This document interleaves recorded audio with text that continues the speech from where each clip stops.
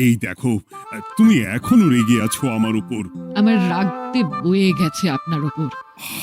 তুমি কিছুতেই বুঝছো না, খরচ বাড়ছে। আয় না বাড়লে চলবে কি করে রাজ্য? বিদেশে আমাকে যেতেই হবে। সব বুঝেছি, সব বুঝেছি। আপনার আমাকে অসহ্য লাগছে, তাই আপনি বিদেশে যাচ্ছেন, তাই তো? তুমি আমায় ভুল বুঝছো। রাজ্য চালাতে অর্থের প্রয়োজন আছে। কেন এতদিন রাজ্য বুঝি চলছিল না? এতদিন যেভাবে চলছিল সেভাবেই চলবে। সময় পাল্টাচ্ছে। এখন শুধু সিংহাসনে বসে থাকলেই চলে না, দেশ বিদেশ ঘুরে দেখতে হবে কিভাবে রাজ্যের উন্নতি হয়, লাভ হয়, সেই নিয়ে নতুন করে ভাবতে হবে। তার মানে আপনি ঠিক করে নিয়েছেন আপনি যাবেন, তাই তো? হ্যাঁ। আর যতদিন আপনি না থাকবেন এখানে কি হবে ভেবে দেখেছেন মহারাজ? কে সামলাবে সব?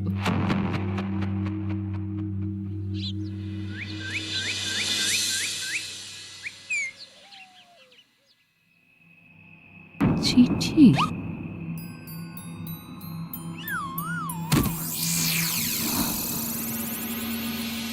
আমি অনেক ভেবে দেখলাম, আসলে এসব সিংহাসন, ক্ষমতা, প্রতিপত্তি অর্জন করা আর রক্ষা করার জটিলতার চেয়ে বাকি জীবনটা শান্তির সাথে বনে কাটিয়ে দেওয়াই ভালো। বলছি সবই তো বুঝলাম, কিন্তু এই শান্তিটা কে? মহারাজ সন্ন্যাসী হয়ে গেলেন আর এসব নিয়েও তুমি ভাড়ামি করছো গোপাল? ও মা গো, এবার কি হবে? চিন্তা করবেন না রানীমা, কৃষ্ণনগরকে আমি আমার বুক দিয়ে আগলে রাখবো। আপনার ছাতির মাপটা ঠিক মতো জানেন তো মন্ত্রী মশাই? মানে ওই গোটা কৃষ্ণনগরকে কি আপনি আপনার বুকের মধ্যে আগলে রাখতে পারবেন? গোপাল! মার্জনা করবেন মন্ত্রী মশাই। আমি বলছিলাম কি, ওইসব আগলে টাগলে রাখার আগে ওই ভালো করে খুঁজে দেখুন সব। মানে কি বলতে চাইছো কি তুমি? মহারাজকে খুঁজে বার করুন মন্ত্রী মশাই, লোক পাঠান। তিনি হয়তো এখনো বেশি দূর যেতে পারেননি। এটা কিন্তু ঠিক বলেছে গোপাল। তাকে একবার যদি খুঁজে পাই আমরা। আপনি চিন্তা করবেন না রানীমা, আমি এক্ষুনি লোক পাঠাচ্ছি। আর গোপাল, রানীমাকে বিশ্রাম নিতে দাও। যাও এখন, যত সব।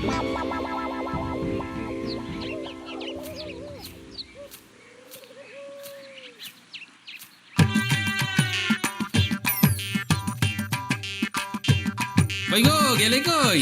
এক ঘুরি জল দাও দেখি। ওই জলই খেতে হবে, শুধু জল। ঘরে এক দানাও চাল নেই। যদি বাজারে না গেলে আজ হরি মটর।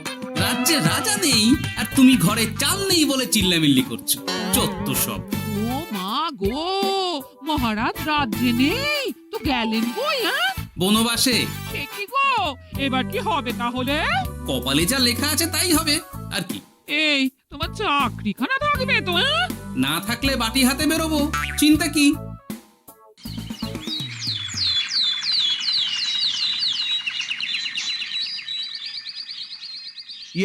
মহারাজ যখন নেই তখন আমি আমি যখন এ রাজ্যের মহামন্ত্রী, তখন আমি এত মানে করার কি আছে মন্ত্রী মশাই? মহারাজ নেই তো কি হয়েছে, রানীমা তো আছেন। আমরা তার কথা মতোই চলবো। গোপাল একদম উচিত কথা বলেছে। হ্যাঁ হ্যাঁ, আমিও তো তাই বলছিলাম। মহারাজ যখন নেই তখন রানীমার নির্দেশ মতোই তো আমাদের সামলাতে হবে সব। কতদিন আর আগলাবে গোপাল? আজ নয় কাল এই শর্মাকেই বসতে হবে এই সিংহাসনে। যতদিন পারি ততদিন তো চেষ্টা করতেই হবে মন্ত্রী মশাই। আপনি যদি চলেন ডালে ডালে, আমি চলি পাতায় পাতায়। রাজা মশাই আছেন? আমি অনেক দূর থেকে আসছি।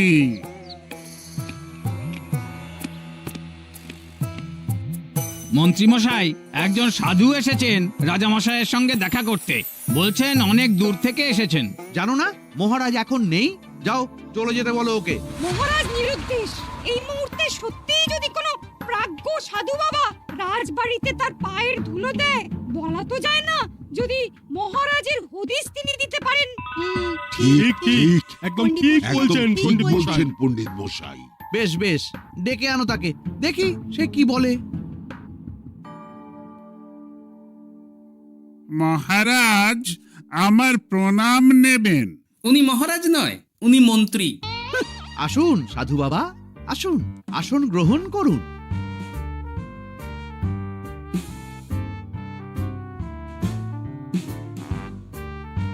এ কি করলেন সাধু বাবা?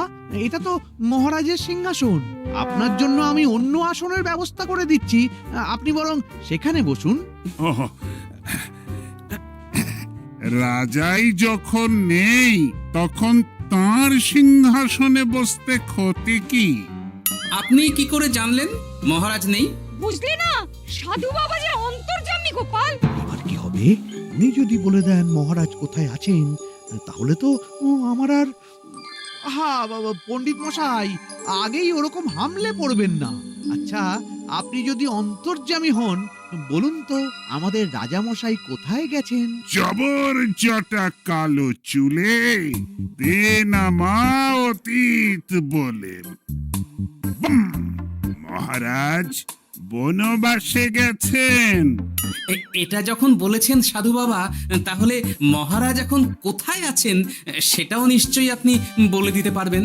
আহ গোপাল, সব বিষয়ে নাক গলিও না তো তুমি। ঠিক ঠিক আছে, রাজা মশাইকে নিয়ে চিন্তা হওয়া তো খুবই স্বাভাবিক, কিন্তু গোপাল, রাজা মশাই বনবাসে গেছেন, তাকে আর সংসার মায়ায় বাঁধা ঠিক কাজ হবে না। এ আপনি কি বলছেন সাধু বাবা? মহারাজ না থাকলে রাজ্য চলবে কেমন করে? নতুন রাজা নির্বাচন করতে হবে। এই তো খেলা জমে গেছে, একে দিয়েই কাজ হবে মনে হচ্ছে। আহা সাধু বাবা, এসব নিয়ে নয় পরে আলোচনা করা যাবে। এই কে আছো? সাধু বাবার পা ধুইয়ে দাও ভালো করে। না, বিষয়টা ঠিক সুবিধের মনে হচ্ছে না। আহা মন্ত্রী, করেছ কি? আমি সাধু মানুষ, এত খেতে পারি কি? ও বললে হবে না সাধু বাবা, আপনার জন্য নিজে দাঁড়িয়ে থেকে মহারাজের খাস হালুই করকে দিয়ে রাঁধিয়েছি সব। এ দেখুন না একটু, অমৃত অমৃত। বেশ বেশ, এত করে বলছো যখন, বাহ বাহ, চমৎকার চমৎকার। আমি জানি তো যে এমন খাবার আপনি আগে কখনো খাননি। তা বটে বটে, ভেবেছিলাম কটা দিন বিশ্রাম নিয়ে চলে যাব। এখন দেখছি যা আদর আতিথেয়তা শুরু করেছো তোমরা, তাতে তো মাস কয়েক কাটিয়ে না গেলে আমারই লোকসান হবে। থাকুন না, থাকুন, যতদিন ইচ্ছা থাকুন। আমার ইচ্ছা অনুযায়ী সব চললে তো ওই গোপালের জায়গায় আপনাকেই সবার মহারথী করে রেখে দিতাম চিরকাল। এসব কি বলছো মন্ত্রী? কেন, পরিকল্পনাটা মন্দ নাকি? আমি হব এই রাজ্যের নতুন রাজা, আর আপনি হবেন আমার রাজসভার প্রধান মহারথী। বটে, কাজটা খুব একটা কঠিন না। মহারাজ বনবাসে, আর আপনি নিজেই তো বললেন তাকে ফিরিয়ে আনাও ঠিক হবে না। তাহলে তা বলেছি, কিন্তু বাকি অন্যান্য সভাসদেরা আছে, তারা তো। আরে ছাড়ুন তো ওদের কথা। আকাশে হাত ছড়িয়ে আর একবার মন্ত্র পড়ে নেবেন, বলবেন এই রাজ্যের রাজা হওয়ার ক্ষমতা একমাত্র আমার মধ্যেই আছে। ব্যাস, সবাই মানতে বাধ্য। তারপর আমার একটা হিল্লে হয়ে গেলে আপনারটার ব্যবস্থাও আমি করে দেব, বুঝলেন? বুঝলাম, একেবারে জলের মতো পরিষ্কার। ব্যাস, কালই তাহলে কাজ শুরু করে দিন। বেশি দেরি করে তো লাভ নেই। বলা তো যায় না, মহারাজের যদি রানীমার জন্য মন কেমন করে, রাজ্যে ফিরে আসে, ওসব হওয়ার আগেই সেরে ফেলতে হবে সব কাজ। রাজা হওয়ার খুব তাড়া দেখছি তোমার মন্ত্রী। ওপরে ওঠার ইচ্ছা কার না থাকে বলুন তো সাধু বাবা? আর মাত্র কটা দিনের অপেক্ষা, ব্যাস, তারপরেই এই সিংহাসনের মালিক হব আমি। কৃষ্ণনগরের নতুন রাজা হব আমি। সমস্ত ধন দৌলত থাকবে আমার এই হাতের মুঠোয়।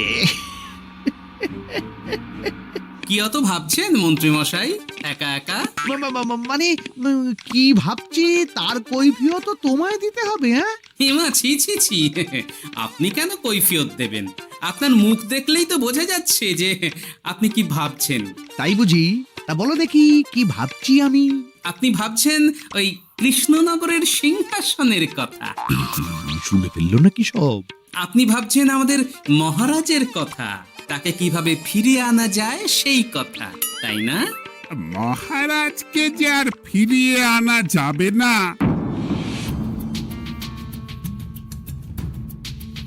সে কথা তো আগেই বলেছি। তাই যদি হয় সাধু বাবা, আপনি এর একটা কিছু বিহিত করুন, না হলে রাজা ছাড়া রাজ্য।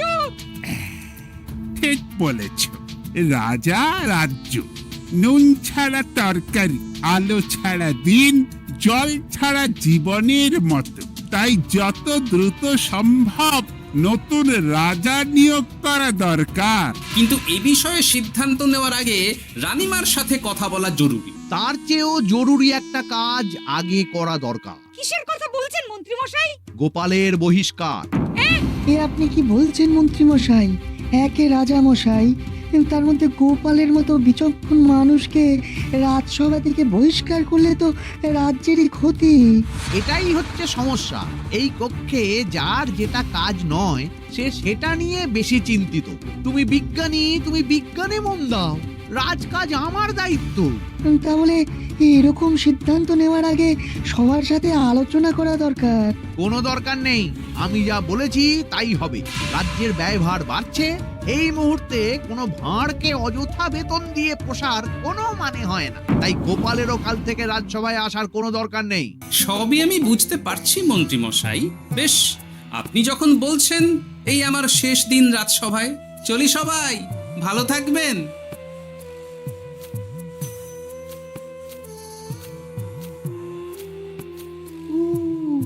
এত সহজে যে বেটা মাঠের বাইরে চলে যাবে বুঝতেই পারিনি আগে।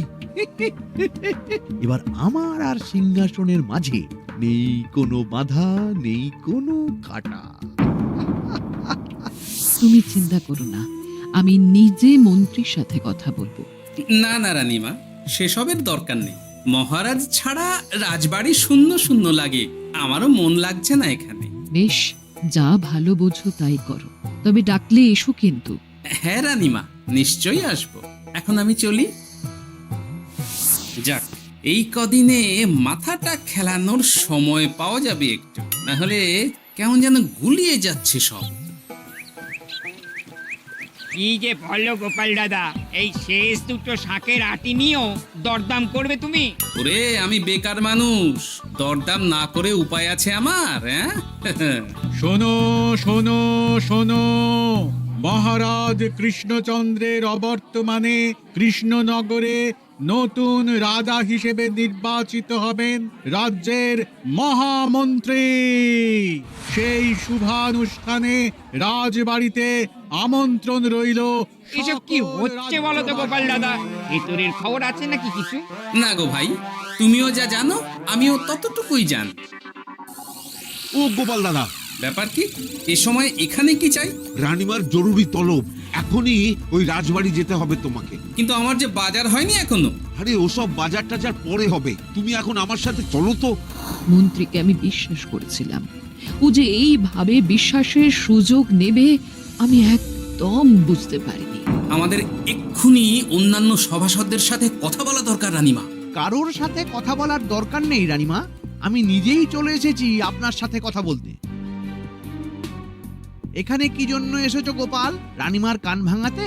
বাহ, আপনি সবার মাথা মুড়িয়ে সিংহাসন কবজা করতে পারেন, আর আমি রানীমাকে সেই সত্যি কথা জানাতে পারি না? হ্যাঁ? চুপ! ভুলে যেও না, আমি কৃষ্ণনগরের হবু রাজা। মুখ সামলে কথা বলবে আমার সাথে। এসব কি হচ্ছে মন্ত্রী মশাই? রাজা মশাই নেই, সেই সুবাদে এ কি শুরু করেছেন আপনি?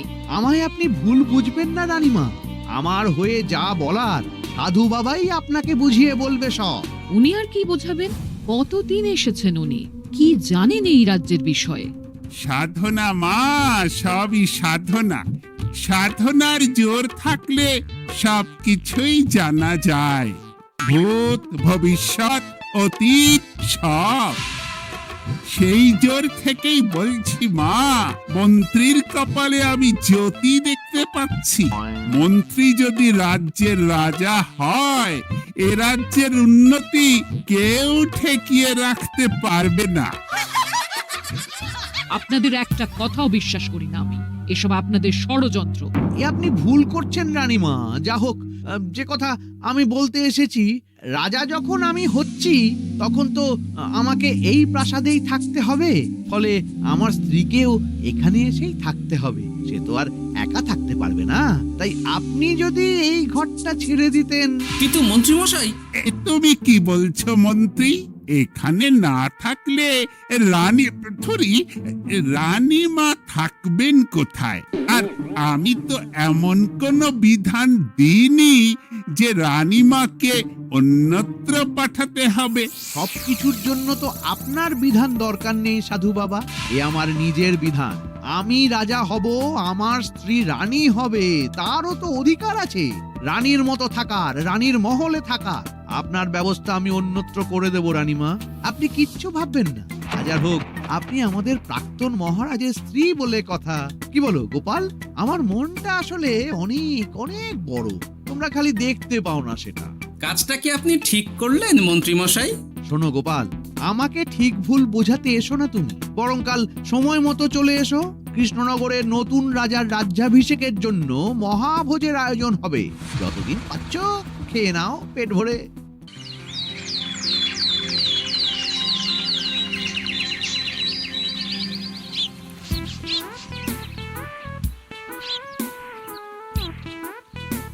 আরে এগুলো আবার কি পরে আছে এখানে? এ কি?